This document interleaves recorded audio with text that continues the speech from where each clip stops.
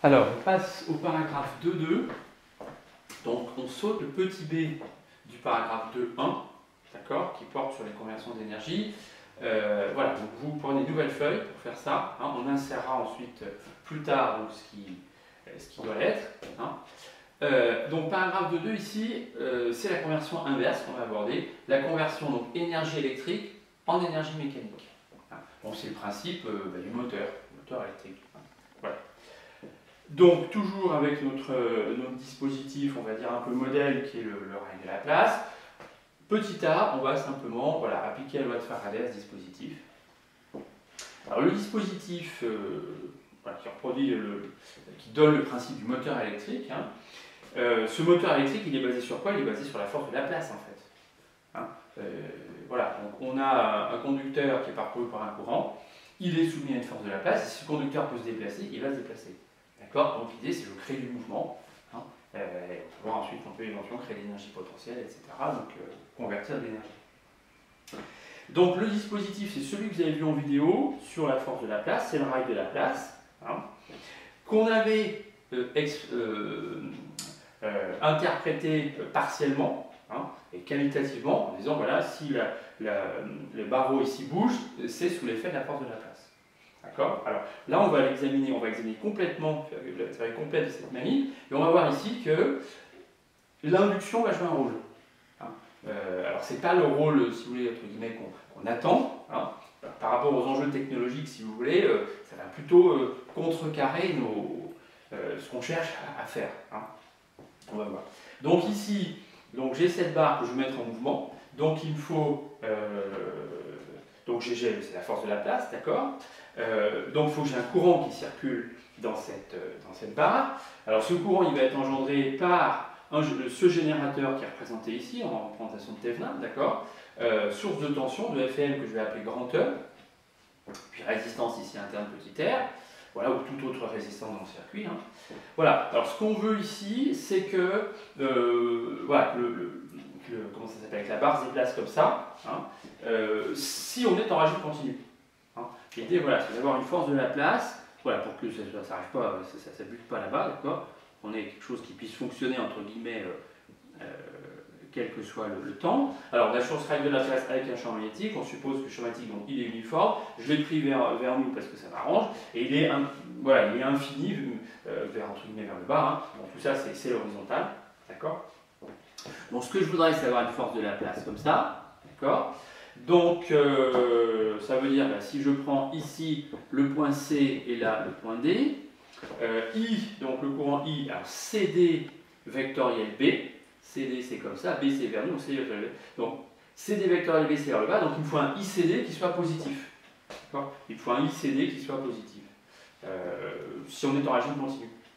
Alors pour avoir ce ICD positif, on sait en appliquant la loi des mailles que si je prends ici une FEM comme ça, hein, FEM positif, à ce moment-là, le courant, le sens potentiel du courant, il suit cette flèche-là. D'accord? Hein, si j'applique, alors on l'a déjà fait, hein. D'accord? Voilà. Donc ici, je ne sais pas si je le mets comme ça. Voilà, je vais mettre ce courant I. Alors, c'est un courant petit i parce qu'on va voir qu'il va dépendre du temps. Hein. Mais a priori, ce courant petit i, vous voyez, s'il n'y avait pas d'induction, hein, ce courant petit i, qu'est-ce qui se passe? Je fais la loi des mailles. Donc j'ai cette tension-là hein, qui vaut grand E. Cette tension-là qui vaut grand E, plus cette tension-là, alors le I, d'accord, c'est le moins RI. Pour le reste, il n'y a pas de résistance, donc E moins RI égale 0. Donc I égale E sur R. Donc si I est positif, I est positif. Voilà, donc le sens conventionnel du courant, c'est comme ça. Donc mon ICD est positif. Et à ce moment ICD, CD vectoriel B, ça me fait bien une force de Laplace qui est comme ça. D'accord? Donc on va mettre quand même, sous réserve ici que le I soit positif. Hein. Voilà, d'accord? Donc s'il n'y a pas d'induction,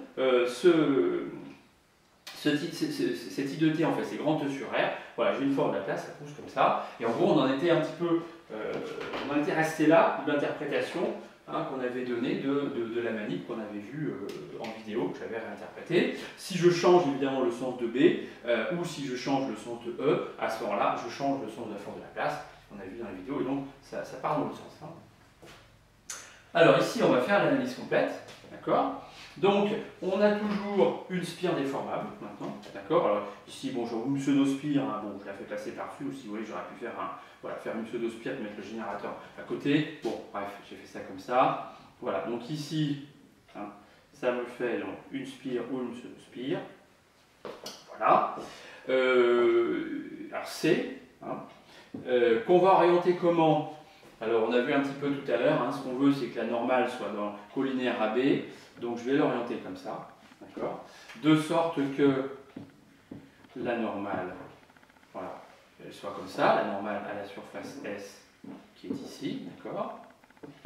Voilà, cette surface S, donc, elle va varier, d'accord? Donc, le flux de B à travers cette surface va varier, donc je vais avoir une force électromotrice induite.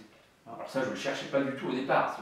Si j'ai une idée de moteur électrique, hein, voilà. Alors que dans le générateur qu'on a vu, c'était l'essentiel. Hein. C'est parce que je créais un déplacement que j'avais cette force électromotrice induite, et donc je transformais en quelque sorte du mouvement en énergie électrique. Hein. Ici, j'ai pas besoin de ça, quelque part, si je veux faire un moteur électrique, mais voilà, la physique me dit que ça va arriver. Je vais prendre en compte évidemment pour prédire ce qui se passe dans ce dispositif. Voilà. Ok, voilà, je prends un tout. On va prendre un repère, comme tout à l'heure, on prend à chaque fois un repère. Vous aurez compris ça assez facilement. On va le prendre ici, O, I, un repère fixe dans le référentiel terrestre. Le rail est fixe dans le référentiel terrestre, il n'y a que cette partie-là qui bouge. Voilà, d'accord. Donc, ma foi, allons-y. Alors, ça se présente toujours un petit peu pareil, ces exercices. Voilà, on calcule le flux du champ magnétique donc, à travers donc, la surface S qui est ici, c'est la spire déformable.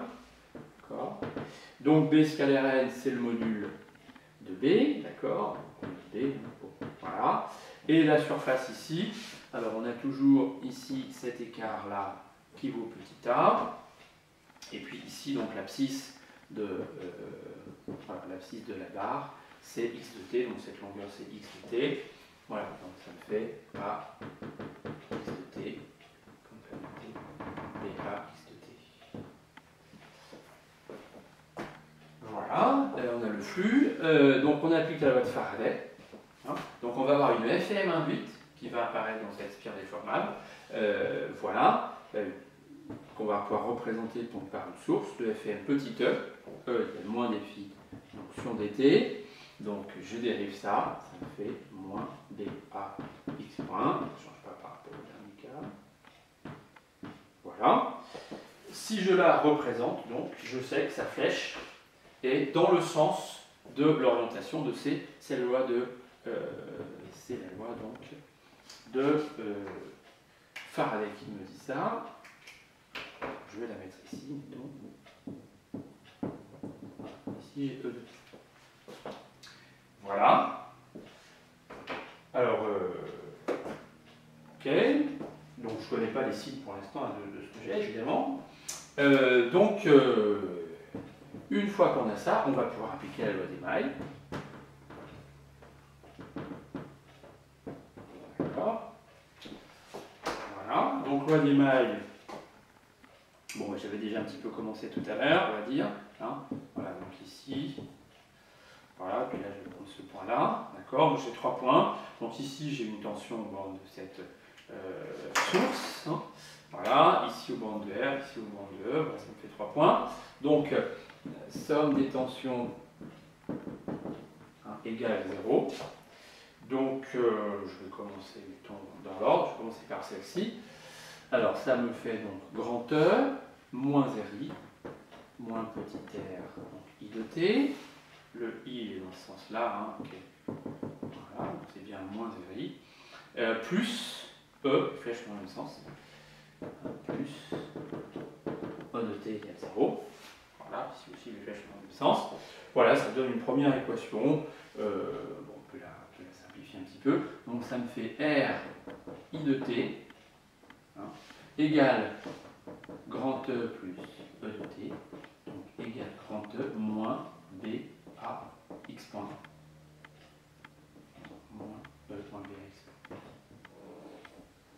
Voilà, première équation. c'est encore une équation électromécanique, hein, on part d'une loi de l'électrocinétique, et il y a quelque chose, donc, un terme qui provient de la mécanique. Voilà. Alors, je vais gagner un petit peu de la place.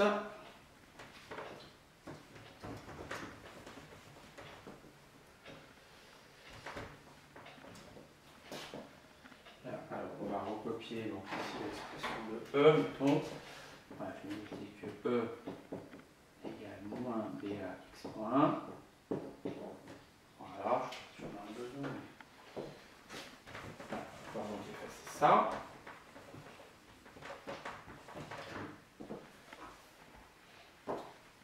Deuxième loi, on a toujours deux inconnus, hein, le courant et la position.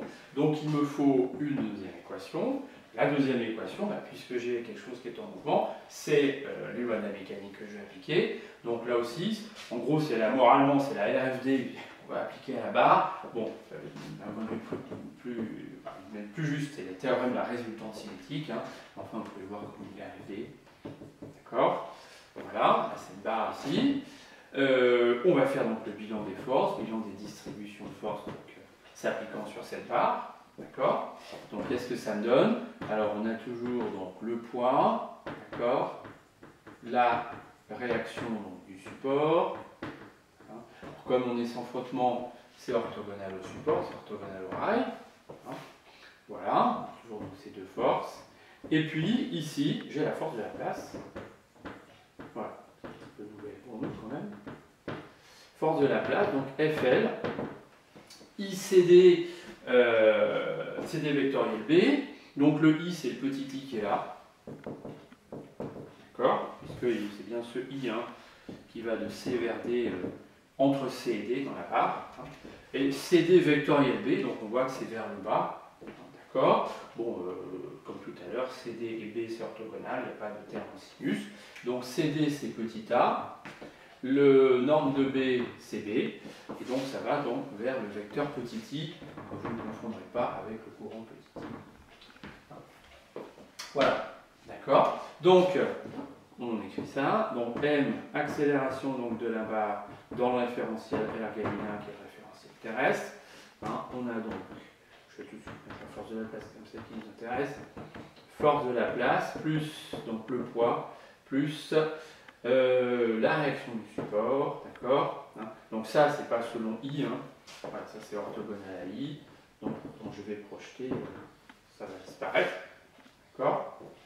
Bon, l'accélération de la barre, on a toujours un OD, voilà, OD égale XI, donc si je dérive deux fois, ça fait accélération de la barre ou accélération de D, sans translation, tous les points de la barre ont la même vitesse, la même accélération. Voilà, donc l'accélération de D, l'accélération de la barre, c'est mx point fois I, d'accord?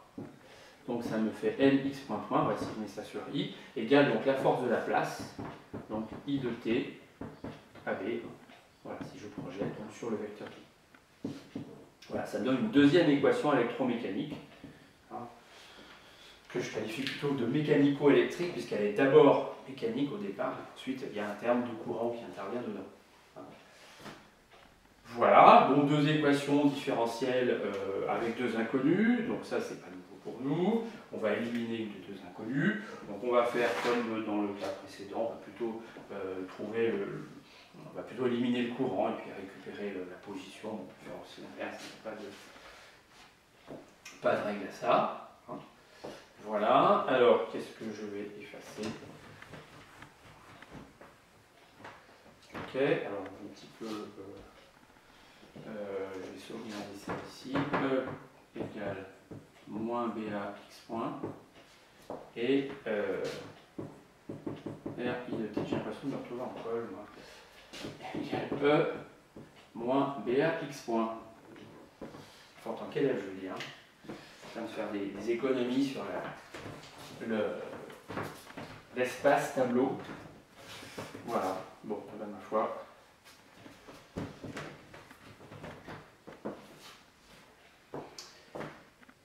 Voilà, donc c'était l'équation 1.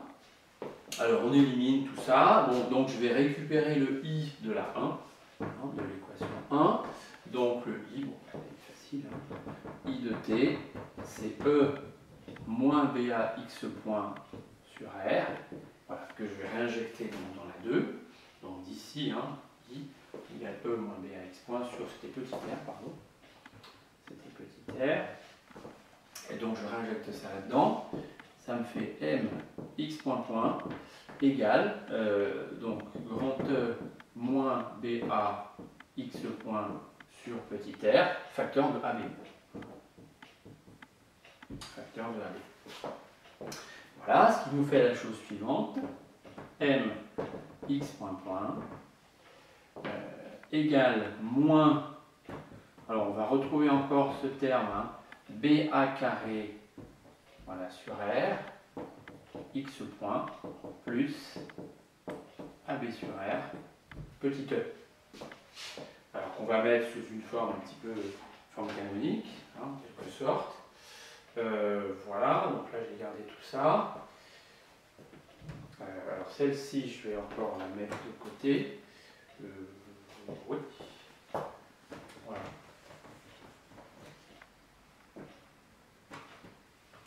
Alors je vais effacer ça comme ça.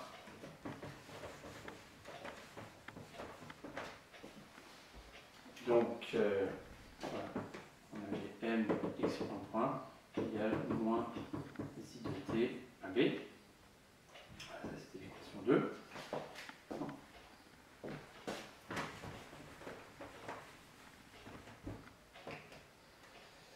Voilà, donc là c'était le détail de notre calcul. C. Donc ici ça va me faire x point plus BA carré sur MR. Donc là il faut presque apprendre que ça, hein, c'est un peu comme en ELEC, c'est un peu comme RC et LC. Hein, si on ne veut pas ensuite se tromper, c'est bien d'apprendre que ça en fait ça va être l'inverse d'un temps. Hein. On retrouve cette quantité, bon, c'est un peu barbare mais voilà. D'accord. Plus AB sur MR, pas de puissance, facteur de grand E, qui est la FEM, je répète, plus généralement. Pardon, égal. Voilà. Donc voilà notre équation différentielle. Ça a une équation différentielle du second ordre, mais en fait on va la résoudre comme une équation différentielle du premier ordre, parce qu'elle est du premier ordre en x point. Donc l'ensemble des solutions, c'est x point égal k fois alors, exponentielle moins t sur taux, d'accord. Donc ça on va dire que c'est 1 sur taux, je vais le noter, plus la solution particulière, hein, alors on va faire la solution particulière, CE sur AB, hein, donc solution particulière constante, donc ce terme-là part. D'accord. Et on voit que les MR s'en vont, les BA s'en vont en partie ici, donc il n'y aura plus que E sur AB. Voilà, avec donc 1 sur taux, voilà. C'est du BA carré sur MR.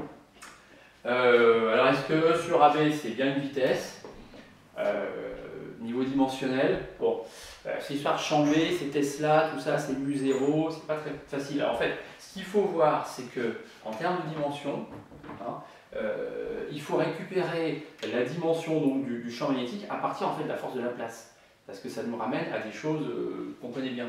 Hein. Donc la force de Laplace, c'est du IAB, d'accord. Ce qui fait que le AB, c'est de la force, c'est des newtons divisés par des ampères. Voilà. Donc ça, c'est des newtons par ampère. Alors vous allez me dire, c'est pas encore gagné, parce que si ça c'est des newtons par ampère, en dessus c'est des volts fois des ampères divisé par des newtons. Alors on verra que les volts fois des ampères, en fait c'est de l'énergie. Hein, c'est des joules. D'accord. Donc joule divisé par newton, si vous faites ça, hein, ça va bien nous faire, de l'x point. Hein, ça va bien nous faire une vitesse. Voilà, la condition initiale, on démarre à la vitesse nulle, hein. X.0 donc égale 0, égale k exponentielle moins 0 plus E sur AB, donc k, voilà, ça vaut moins E sur AB, un petit peu habitué à ça, ce qui fait que donc la solution à mon problème physique, c'est x de t, hein, égale donc E sur AB, AB, donc le terme qui est là, facteur de 1 moins exponentielle moins t sur taux. Et ça, donc, c'est x point, pardon. Et ça, je vois que c'est positif. Donc la vitesse est toujours un petit peu comme je l'avais imaginé, hein, la force, donc on verra comment est la force, mais bon, la vitesse est toujours comme ça, la barre part et ne revient jamais. Voilà. 1 moins exponentielle, at égale 0, ça fait bien x point égale 0, hein, et ensuite, bon, cette exponentielle, elle devient inférieure à 1, voilà. D'accord. Voilà. Alors on a le x point. Donc ensuite, on va récupérer toutes les quantités, voir un petit peu le signe qu'elles ont et comprendre un petit peu qualitativement hein, ce qui se passe. Et bien le i, justement, je le veux, ben, ça tombe bien. Il est écrit là. Voilà, c'est l'équation 1. Donc de l'équation 1 qui est ici, i c'est e moins b à x point sur r. Donc on va faire ça là-dedans. Hein. Donc ça me fait e sur r moins ba.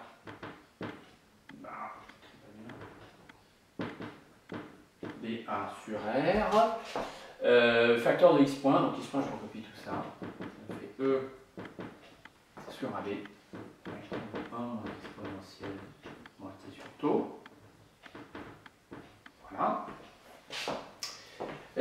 Donc évidemment dimensionnellement, enfin il faut que ça s'arrange, donc j'ai du E sur R, donc du E sur R c'est bien un courant, d'après la loi d'Ohm, ça me fait bien du E sur R, donc vous voyez on se récupère. Hein. Voilà, évidemment, si on ne se récupère pas d'un point de vue dimensionnel, bon, il faut tirer la sonnette d'alarme. Hein. Et bien en plus de ça, ça va nous faire quelque chose d'assez simple. E sur R exponentielle moins t sur taux. Voilà. Voilà l'expression de I de t. Le courant est toujours positif. D'accord. Et ce que je vois ici, c'est que le I de 0, quand je fais t égale 0, ça vaut E sur R. Hein, grand E sur R, ça c'est le courant qu'on aurait s'il n'y avait pas d'induction en fait. D'accord. S'il n'y a pas d'induction, on aurait ce courant-là tout le temps. Et c'est un petit peu avec ce courant qu'on a réfléchi en disant, voilà, la force de la place, elle va falloir tant de choses. Donc à t égale 0, c'est comme si on était en régime continu, mais il n'y a que à t égale 0. Hein. Alors ensuite, ce courant reste toujours positif. Ce qui fait que la force, elle est toujours comme ça. C'est un petit peu normal, parce que le x-point aussi était toujours dirigé, la vitesse est toujours dirigée comme ça. Voilà, donc on va bien voir la barre qui part. Donc on a bien rempli notre contrat, quelque part. Hein, on a bien créé du mouvement. En plus de ça, alors ce x-point, on pourrait voir ce qui se passe. Le x-point, quand il tend vers l'infini, il tend vers une constante. Donc la barre va ensuite, hein, partant de 0, elle va ensuite avancer à vitesse constante. Voilà, alors si elle avance à vitesse constante, c'est que la somme des forces qui s'exercent sur elle vaut 0. D'accord. Alors qu'est-ce qui va se passer? Alors on va voir ce que devient cette force de Laplace. Donc ici j'ai le I de t. D'accord. Alors la force de Laplace, elle dépend directement de I de t. Elle dépend directement de I de t. J'aurais bien aimé le mettre là, mais ça va faire un peu serré quand même. Donc la force de Laplace, c'est moins ABI. Voilà, donc la force de Laplace.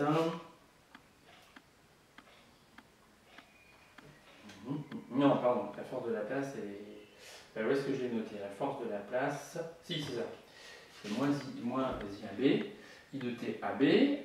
Alors, bon, il faut que j'efface. J'ai pas de choix. Voilà.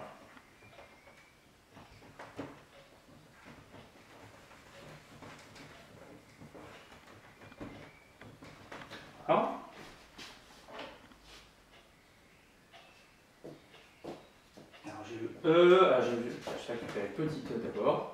Alors petit e de t, c'est moins BAX point, moins BAX point. Donc c'est ça, le petit e moins BAX point, donc ça va me faire moins E facteur de moins exponentielle moins t sur taux. Là aussi au niveau dimension tout va bien. Ça c'est positif, donc le petit e il est négatif. D'accord. Le petit e il est négatif. Voilà. Alors on verra ça un petit peu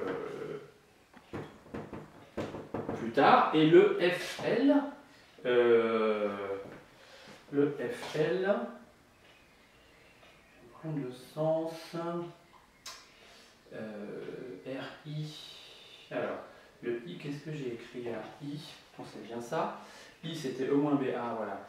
Le I, moins par moins. Ouais, c'est bien ça. Alors, le FL, il vaut... pourquoi j'ai écrit qu'il y avait un moins là? C'est là, je me suis trompé en recopiant. Le FL, il vaut plus, hein, pardon. C'est là que j'ai une erreur. Oui, pardon. En recopiant, je me suis trompé ici. Ici, c'est un plus. Voilà. Donc, le FL, il vaut plus I de T AB. Il vaut plus I de T AB. Donc, je multiplie ça par AB. Ça fait AB E sur R, facteur de exponentielle moins T sur taux. Voilà, c'est positif. Hein. Ça, c'est le I scalaire FL, hein, c'est la composante sur I. D'accord. Voilà. Donc, cette force est toujours bien dans ce sens-là. D'accord. Dimensionnellement, je vois que j'ai du AB fois un courant. Hein. C'est bien la dimension d'une force. Ça ressemble bien à une force de Laplace. Donc, cette force, elle tire toujours comme ça, mais elle tend vers 0. D'accord. Parce que j'ai l'exponentielle qui tend vers 0. Hein. Donc, ça confirme que le X point tend vers une constante. Puisqu'à la fin, on aura la barre va se déplacer à vitesse constante. Alors, est-ce qu'il me reste encore un peu de temps? 1 minute 26 pour faire la loi de modération de Lenz. Alors, qu'est-ce qu'on va observer ici? Hein, la loi de Lenz, qu'est-ce qu'elle va nous dire? Vous voyez ce petit E, si vous voulez. Donc, si on regarde un petit peu la chaîne des causes, hein, j'ai mis une source de tension grand E. Source de tension grand E, orientée de telle sorte que ça me donne un courant ici, d'accord. Ce courant, je vais l'appeler I. Ce courant, il entraîne une force de Laplace, d'accord. Cette force de Laplace, elle entraîne le flux qui varie, flux en l'occurrence qui augmente, d'accord. Et ça entraîne un petit E. Alors, ce E, il est choisi donc voilà, positif. Hein, et ça entraîne un petit E hein, qui est négatif. D'accord. Voilà. Donc, je me retrouve finalement avec un générateur ici, d'accord, de FEM, je peux sommer ces deux FEM, donc ça fait du grand E plus petit E, mais le petit E, il est négatif, donc il vient contrecarrer l'effet de grand E qui génère du courant et qui provoque la force de Laplace. D'accord. Alors on voit d'ailleurs que ce petit E, c'est assez intéressant, il tend vers moins.